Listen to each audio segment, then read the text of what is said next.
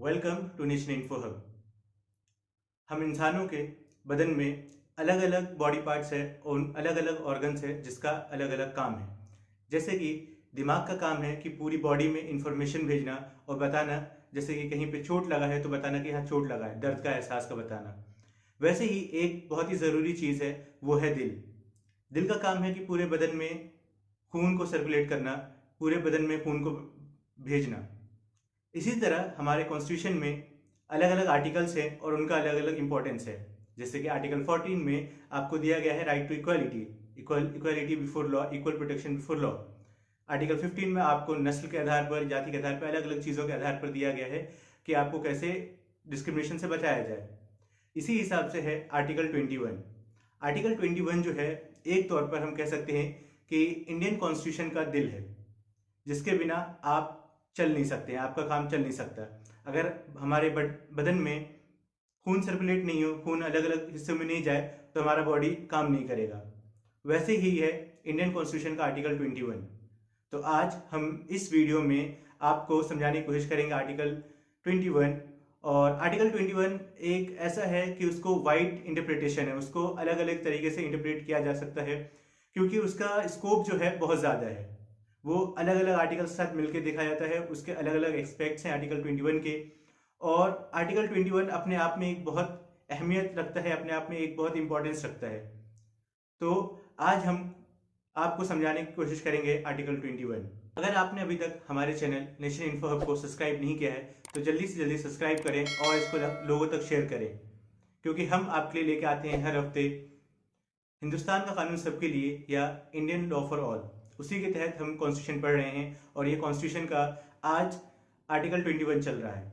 Article 21 जो है एक फंडामेंटल राइट है। वो हर एक इंडियन सिटीजन जो है, ये भारत का जो भी नागरिक है उसके लिए लागू है, उसके लिए ज़रूरी है। और अगर कोई इंडियन सिटीजन नहीं है तो उसके लिए भी ये वैलिड है।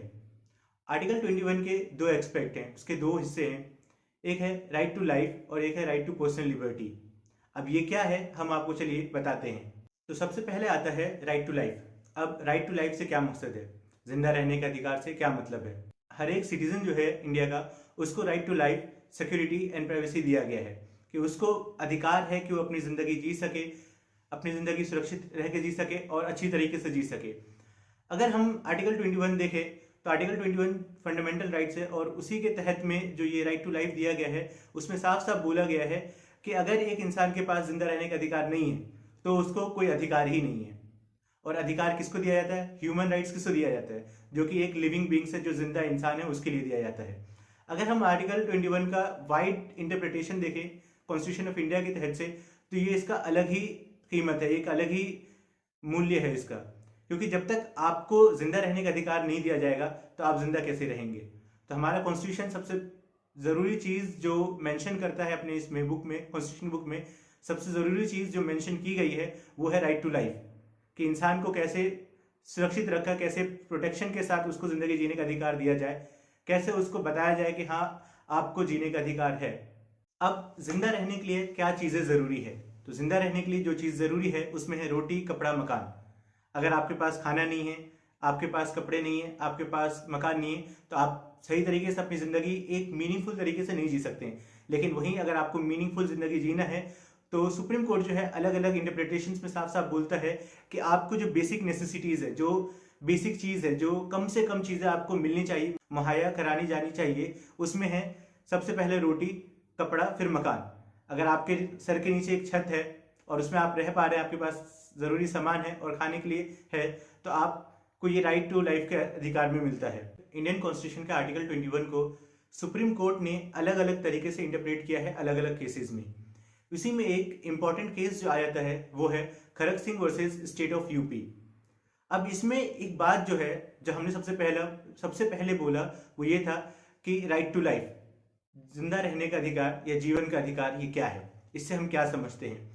तो यहाँ पे एक बात ये बोली गई कि जो हमारी बॉडी है उसके अलग अलग ऑर्गन्स है और हर एक ऑर्गन्स का अलग पार्ट है, जिससे हम आउटर वर्ल्ड से हम किसी दूसरे से कम्युनिकेट करते हैं, बात करने की कोशिश करते हैं। हमारी जबान है, हमारी आंख है, या हमारे हाथ है, या दिल है, या टांग है, कुछ भी है, तो इसका एक अलग वे से है, एक तरीका है जिससे हम कम्युनिकेट करते हैं। हम अपनी आंखों से देखते हैं, हम अपनी ज़बान से बोलते हैं। और इसमें बोला गया कि किसी भी बॉडी पार्ट को नुकसान देना, जैसे हाथ का काट के अलग कर देना, आंखों को निकाल देना या जबान को निकाल देना, तो ये सब जो है ये आपके अगेंस्ट जाता है। और जो है कॉन्स्टिट्यूशन का आर्टिकल 21 जो है इक्वली प्रोटेक्ट करता है इन सब चीज़ों को।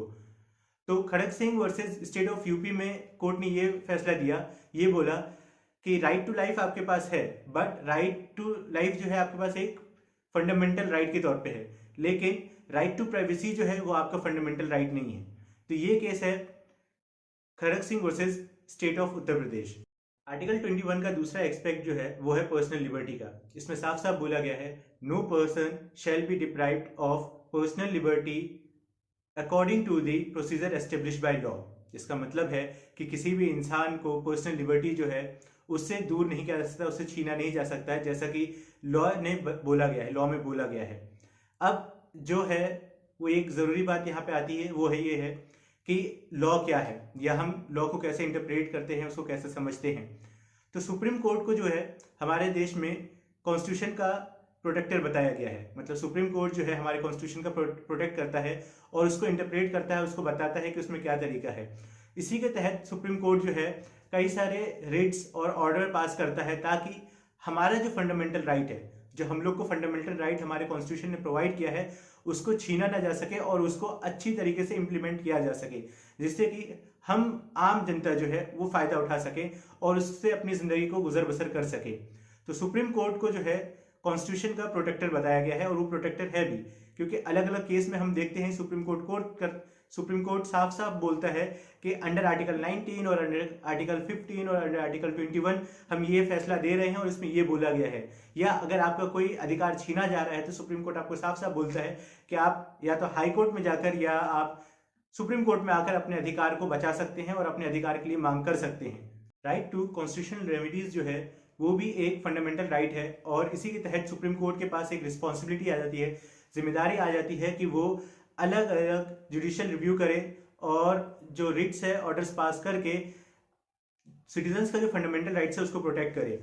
अब एक चीज इसमें जो है वो हम आपको बता देते हैं, वो ये है कि the article 32 of the constitution is the soul of the constitution of India and it is also considered as the heart of Indian constitution because in case of right to life or any right which belong to human being we only refer article 32 of the Indian Constitution।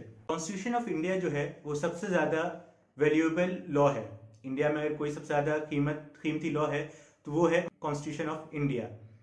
अब हम आपको बता दें कि Magna carta से, जो कि England में डेवलप हुआ, वहाँ से लिया गया है पर्सनल लिबर्टी। मतलब हमने डायरेक्टली इंग्लैंड के मैग्ना कार्टा से पर्सनल लिबर्टी को उठाया है और अपने कॉन्स्टिट्यूशन में दिया है उसको जगह। ये एक तौर पर पॉजिटिव है, पॉजिटिव लॉ के तौर पर देखा जाता है, क्योंकि इससे आपको अलग अलग तरीके की परेशानियों से बचाया जाता है। जैसे कि आपको इम्प्रिजमेंट से बचाया जाता है, आपको कोएर्जन से बचाया जाता है, मतलब कि कोई आपके ऊपर ज़बरदस्ती कर रहा है तो उससे भी आपको बचाया जाता है। तो ये एक तौर पे पॉजिटिव या सकारात्मक तौर पे ये लॉ लिया गया है। एक केस स्टडी जो बहुत इंपॉर्टेंट रखता है इससे, वो है Menaka Gandhi versus Union of India. Menaka Gandhi versus Union of India का जो केस है ये बहुत ही ज़रूरी केस है। इसको अलग अलग जगह पे हम पढ़ते भी हैं और इसके तहत हुआ ये था कि मेनका गांधी को एक पासपोर्ट इशू करवाया गया था और उस पासपोर्ट के जरिए उनको बाहर जाना था, एक ट्रिप पे जाना था। लेकिन हुआ ये कि जब पासपोर्ट ऑफिस उनके पास आ गया तो जो रीजनल पासपोर्ट ऑफिसर दिल्ली का था, उन्होंने उनको इन्फॉर्म किया मेनका गांधी को कि आपका जो पासपोर्ट है वो यूनियन ऑफ इंडिया जो है वो पास करेगी और उनके पास डिसीजन रहेगा इस चीज़ का, तो आपको जो आपका पासपोर्ट है उसको 7 दिन के अंदर सरेंडर करना है। अब इसकी वजह से हुआ ये कि उनका पासपोर्ट सरेंडर हो गया और फिर उसके बाद यूनियन ऑफ इंडिया ने उनको बाहर जाने से मना कर दिया, ये बोलकर कि ये जनरल पब्लिक के हित में नहीं है, कि अगर आप बाहर गई तो हमारे जो आम जनता है उनके हित में नहीं होगा। इसके बाद हुआ ये कि मेनका गांधी ने सुप्रीम कोर्ट में इस चीज़ के लिए एक पिटीशन फाइल किया और अपनी परेशानी को बताया कि इस वजह से मेरा पासपोर्ट ले लिया गया है और मुझे अब बाहर नहीं जाने दिया जा रहा है। इस पर सुप्रीम कोर्ट ने साफ साफ फैसला दिया कि राइट टू लाइफ जो है वो बहुत ज़रूरी है और ये अलग अलग तरीके से देखा जा सकता है और आप किसी भी इंसान का जो पासपोर्ट है वो ऐसे सरेंडर नहीं करवा सकते हैं, ऐसे उसकी वैलिडिटी ख़त्म नहीं कर सकते। और ये डिसीजन गवर्नमेंट ऑफ इंडिया कैसे ले रही है कि किसको बाहर जाने देना है और किस वक्त जाने देना है। तो इसमें जो फैसला आया वो मेनका गांधी के हक में आया और वो इस चीज़ से बहुत खुश हुई। Menaka Gandhi versus Union of India के केस में भी सुप्रीम कोर्ट ने आर्टिकल 21 का सहारा लिया। उसके तहत उन्होंने फैसला दिया कि उन्होंने साफ बोला कि जब राइट टू पर्सनल लिबर्टी है और राइट टू लाइफ है तो उसके तहत आपको ये चीज़ देना होगा। तो चलिए अब हम आगे बढ़ते हैं इसी के तहत और आगे और अच्छे तरीके से समझने की कोशिश करते हैं। तो हम पहले भी हम आपको बता चुके हैं और हम अपने लिंक में इस बात को दे देते हैं कि आर्टिकल 14 का भी जो एक इंटरप्रिटेशन है वो आर्टिकल 21 के साथ लिया जाता है। अगर आपको आर्टिकल 14 अच्छी तरीके से समझना है तो आप ऊपर लिंक में टैप करके उसके वीडियोस देख सकते हैं, हमारे वीडियोस को देख सकते हैं और समझ सकते हैं।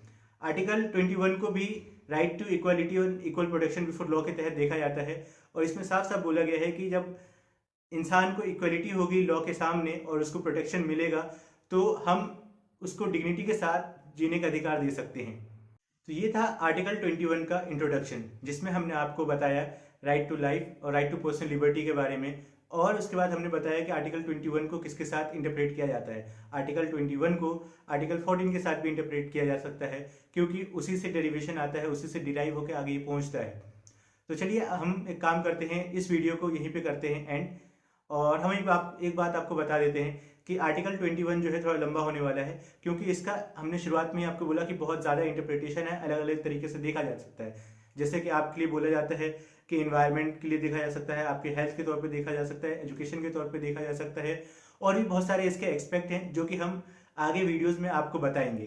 अगर आपने अभी तक हमारे इस चैनल को सब्सक्राइब नहीं किया है तो प्लीज़ सब्सक्राइब करें, लाइक करें एंड शेयर करें। और आपके पास कुछ सजेशन है जो आप हमें देना चाहते हैं तो वो कमेंट सेक्शन में लिख के हमें बता सकते हैं ताकि हम अपने आप को और बेहतर कर सकें। Thank you for watching nation Info hub.